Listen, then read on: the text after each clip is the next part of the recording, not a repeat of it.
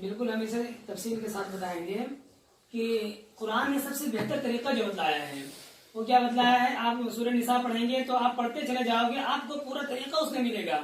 آپ اٹھا کر کے دیکھ لو سورہ نساء، اس میں کیا آتا ہے کہ اگر باہمی کیا نام ہے میاں بیوی میں تضاد ہو جا رہا ہے، آپسی رنجش ہو جا رہی ہے، تو طریقہ سب سے پہلے یہ طریقہ قرآن نے بتایا کہ ادھر کے بھی ایک فرد ہو یا ادھر کے بھی اس کے گھر والے، شوہر کے گھر والے ہوں، بیوی کے گھر والے ہوں، دونوں مل بیٹھ کر کے جو ہے مسئلے کو سلجھائیں. اگر نہیں سلجھا پا رہے ہیں تب جا کر کے طلاق کا مسئلہ آتا ہے.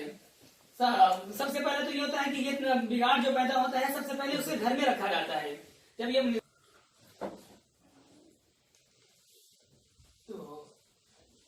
طلاق کا مسئلہ یہ ہے کہ قرآن نے اتنا اچھا انداز میں بیان کیا ہے کہ اگر مرد اور عورت میں جو ہے آپسی رنجش ہو جا رہی ہے پہلے اسے گھر کے اندر سلجھایا جائے. قرآن نے طریقہ کیا بتلایا؟ واللاتی تخافون نشوزهن فعظوهن واهجروهن في المضاجع واضربوهن. یعنی پہلے کیا کرو، اگر عورتیں نافرمانی کر رہی ہیں پہلے انہیں نصیحت کرو، سمجھاؤ بجھاؤ. اگر اس سے بھی کام نہیں چل رہا ہے تو بستر سے الگ کر دو. بستری سے الگ کرنے کے لیے کہا ہے، کمرہ الگ کرنے کے لیے نہیں کہا ہے ورنہ پریشانی ہو جائے گی. بستر سے الگ کر دو.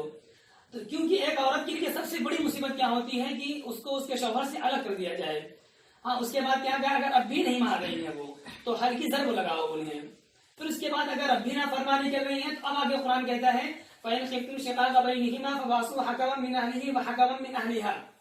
کہ ایک آدمی شوہر کی طرف خاندان کا ہو اور ایک جو ہے عورت کے خاندان کا ہو، دونوں مل بیٹھ کر کے آپس میں اس کو طے کر لیں کہ سمجھائے بجھائے آپس میں. اگر اب بھی نہیں ہو رہا ہے اب قرآن کہتا ہے کہ اسے طلاق دے دو.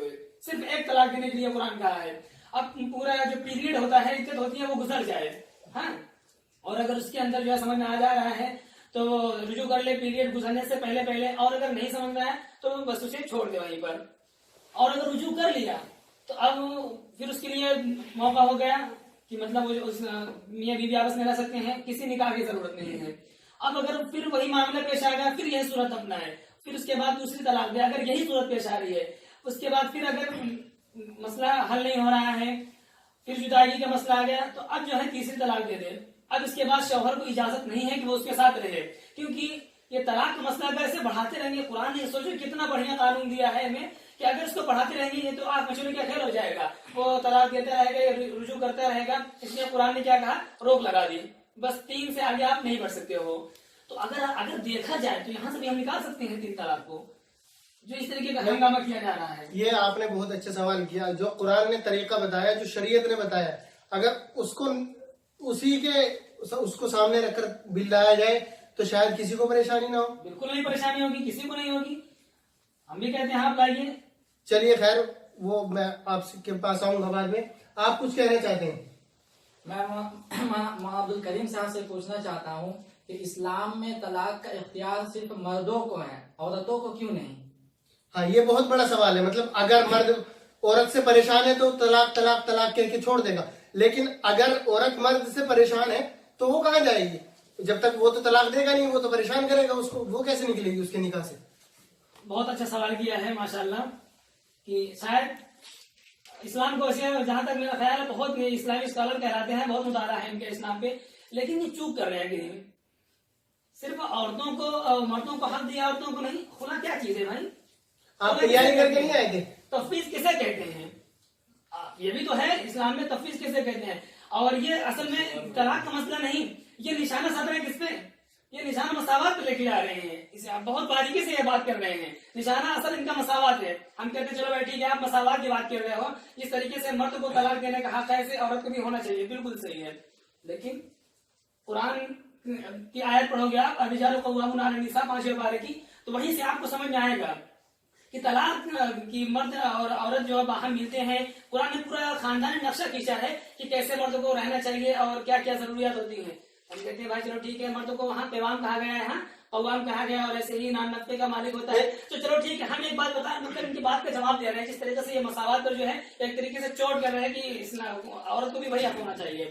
تو ہم یہ کہتے ہیں چلو ٹھیک ہے بھائی آپ مساوات کی بات کر رہے ہو، جیسے ہی مرد کہتا ہے میں نے قبول کیا، عورت کو اپنے نکاح میں لیتا ہے، ویسے ہی مرد کے اوپر نان نفقہ اور سکنا تمام چیزیں اس کے اوپر لازم ہو جاتی ہے. اب اگر عورت کو بھی یہی حق دے دیا جائے طلاق کا مکمل طور پر تو عورت کے اوپر بھی تمام چیزیں لازم ہو جائیں گی. اور نان نفقہ کب ہوتا ہے انسان کا, تو گویا کہ جس طریقے سے مرد کے اوپر لازم ہے ایسے عورت کے اوپر بھی کیا ہے لازم ہو جائے گا.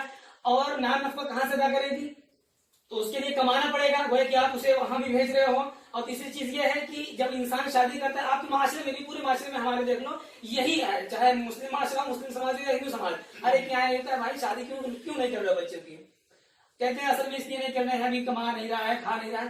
گویا کہ پورا ذہن ہے وہی جو اسلام کہہ رہا ہے, لیکن اس کو ماننے کے لیے تیار نہیں کہ پوری ذمہ داری کھانے کی, کپڑے کی, پینے کی ساری چیز مرد کے اوپر ہوتی ہے. تو یہ کہنا چاہ رہے ہیں کہ عورت کے اوپر بھی لازم کر دیا جائے. دوسری چیز یہ ہے کہ اگر جو ہے تمام چیزیں یہی ہوگی تو پھر آگے یہ بھی کہہ سکتے ہیں کہ طلاق کی ذمہ داری بھی جس طریقے سے اگر ہم کہتے ہیں بھائی طلاق 3 ہے, تو گویا کہ قرآن پر بھی چوٹ کرنا ہے کہ 3 سے بڑھا کر کے 6 کر دو, تاکہ جس طریقے سے 3 جو ہے ہم مان لیتے ہیں, بہت سارے لوگ یہ کہنا چاہ رہے ہیں چلو ٹھیک ہے, اگر یہ اس کو نہیں کہہ رہے ہیں اور نہیں کہہ سکتے یہ, تو گویا کہ یہ کہہ رہے ہیں کہ 3 کر دو اور 1.5 کر دو, آدھا اسے آدھا اسے. جب دونوں کو حق ہو جائے گا, مرد کہے گا ہم نے طلاق دی, عورت کہے گی ہم طلاق کیا نام یہاں پر اپنے حق استعمال کرتے ہوئے ہم طلاق نہیں لے سکتے, یا مرد خلا کرنا چاہے گا, عورت کہے گی ہم خلا کر رہے ہیں, مرد کہے گا ہم کر ہی نہیں سکتے. تو معاملہ کو آپ الجھا رہے ہو, بالکل نہیں حل نکل سکتا ہے جس طریقے سے یہ محترم بات کر رہے ہیں. چلیے خیر, آپ نے قرآن کی آیت پڑھی, مجھے اس پر ایک اعتراض ہے, میں آپ سے کروں گا. آپ نے کہا الرجال قوامون علی النساء, اس کا ترجمہ اگر آپ سیدھے سے الفاظ میں کریں گے تو اس پر اعتراض, پہلے تو آپ اس کا ترجمہ کریں, جب آپ ترجمہ کریں گے اس کے بعد میں آپ کا ترجمہ دیکھوں گا, پھر اس پہ اعتراض کروں گا.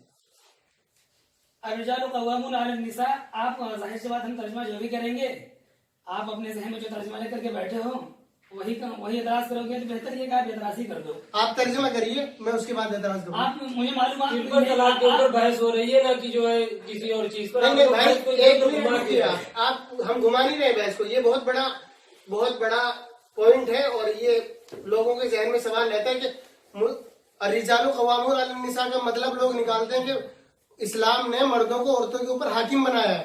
کیا یہ صحیح ہے؟ اور اگر یہ صحیح نہیں ہے تو آپ اس کے دفاع میں کیا کہیں گے؟ کیا کلی طور پر حاکم بنا دیا ہے؟ تو وہ جو بھی ہے اس کو آپ صاف کریں. اصل میں جو الرجال قوامون علی النساء یہاں سے آپ پورا پڑھو گے نا, تو اس سے بخوبی آپ سمجھ سکتے ہو کہ یہاں جو مردوں کو جو ہے عورتوں کے اوپر جو حاکمیت کی بات آ رہی ہے, کہ میں نہیں کہہ رہا ہوں, قرآن خود ہی آگے بتلا دے گا آپ کو, بما فضل اللہ بعضهم علی بعض, جس کو چاہے جس کو فضیلت دے. ہماری کیا گنجائش ہو سکتی ہے کہ ہم کسی کو یہ کہیں کہ فلاں کو حاکم نہیں بنا. چلیے خیر, آپ نے آرڈیننس لیا ہے, آپ حالانکہ کانگریس نے مخالفت کی اور دوسری سیاسی جماعتوں نے مخالفت کی, تو آپ کو کیا لگتا ہے اگر آپ اگلی بار سرکار میں آئیں گے ان 6 مہینے کے بعد, تو کیا آپ طلاق بل کو بالکل پاس کرا کے چھوڑیں گے؟ دیکھیے, ہم آرڈیننس لائے 6 مہینے کے لیے. اگر اگلی بار 2019 کے انتخابات میں ہمارے مودی جی اگر جیتتے ہیں تو ہم اس بل کو ضرور پاس کرائیں گے, اپنی پوری کوشش کرتے ہوئے. چلیے خیر, آپ کو تو آپ نے ٹھان لیا کہ ہم کو تو مسلم عورتوں کو انصاف دلانا ہے, اب ووٹ لینا ہے, انصاف دلانا ہے, اس کو چھوڑیے. آخری سوال میں آپ سے لیتا ہوں, اگر اگلی بار بی جے پی سرکار میں آئے تو پھر آپ مخالفت کریں گے, یا آپ سمجھ جائیں گے کہ اب تو ہم کو ہتھیار ڈال دینے چاہیے؟ ہم عورتوں کے انصاف کے نام کے ساتھ ان پر ظلم نہیں ہونے دیں گے, چاہے یہ الیکشن ہو, چاہے آئندہ الیکشن ہو, چاہے 19 کے بعد 24 اور 23 کا ہو. ہم کبھی بھی عورت کی اس کی ہمیشہ مخالفت کریں گے. اگر ان کو قانون لانا ہے تو جیسا ابھی مولانا نے بتایا کہ قرآن اور حدیث کے مطابق قانون لائیں جسے پوری مسلم طبقہ خوش رہے. نہیں, مولانا نے بتایا, مولانا کی بات آپ کو سمجھ میں آ گئی, لیکن جب آپ سत्ता میں تھے جب سمجھ میں نہیں آئی. جب بھائی آپ ندی آنے سے پہلے لنگی کیوں اٹھا رہے ہیں؟ اس وقت انصاف مانگ کون رہا تھا؟ نہیں مانگ رہے. سپریم کورٹ کے اندر آپ نے سپریم کورٹ کے اندر مقدمہ چل رہا تھا, فیصلہ آنے کے بعد سپریم کورٹ نے کہا کہ قانون بنانے کے لیے تب یہ لوگ قانون بنائیں. دوسرے مسئلوں پر آپ نے انصاف دلایا. ابھی آپ اس پہ بحث کرنے کے لیے بیٹھے ہیں. چلیے چھوڑیے, ہاں اگلی بار اس پہ بحث کریں گے آپ سے. تو ناظرین, یہ تھا ہمارا طلاق ثلاثہ پر ایک پروگرام. میں آخر میں ایک بات عرض کرنا چاہوں گا, یہ پروگرام کسی سیاسی جماعت کی مخالفت یا حمایت میں نہیں, بلکہ ایک مشقی پروگرام ہے. آپ اس سے امید کرتا ہوں کہ کچھ نہ کچھ حاصل کریں گے, اور جو خامیاں ہوں گی ان کو معاف کریں گے. السلام علیکم ورحمۃ اللہ وبرکاتہ.